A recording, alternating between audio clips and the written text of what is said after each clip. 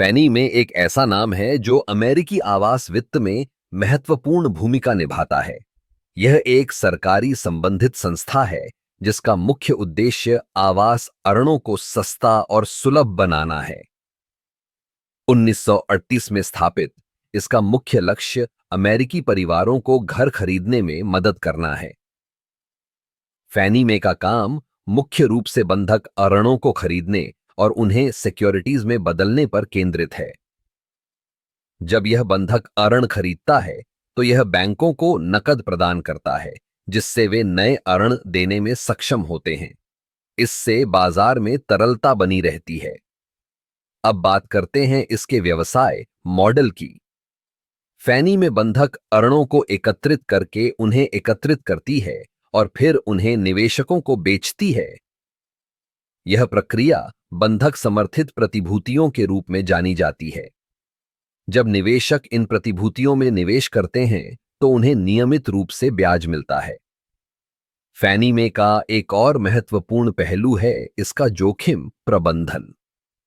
यह बंधक ऋणों की गुणवत्ता का ध्यान रखता है और सुनिश्चित करता है कि केवल योग्य उधारकर्ताओं को ऋण दिया जाए। इसके लिए यह उधारकर्ताओं की क्रेडिट स्कोर, आय और अन्य वित्तीय पहलुओं का विश्लेषण करता है। हालांकि 2008 का वित्तीय संकट फैनी में के लिए एक बड़ा झटका था। उस समय बंधक ऋणों की गुणवत्ता में गिरावट आई और कई उधारकर्ता अपने ऋण चुकाने में असफल रहे। इसके परिणाम स्वरूप फैनी में को सरकारी सहायता की आवश्यकता पड़ी। इस संकट ने यह स्पष्ट कर दिया कि आवास वित्त प्रणाली में स्थिरता बनाए रखना कितना महत्वपूर्ण है। आज फैनी में ने अपने व्यवसाय मॉडल में कई सुधार किए हैं। यह तकनीकी नवाचारों को अपनाकर अपने संचालन को अधिक कुशल बना रहा है। डिजिटल प्लेटफॉर्म के माध्यम से यह उधारकर्ताओं को तेजी से और आसानी से ऋण प्राप्त करने में मदद कर रहा है। फैनी में का भविष्य भी उज्जवल दिखता है।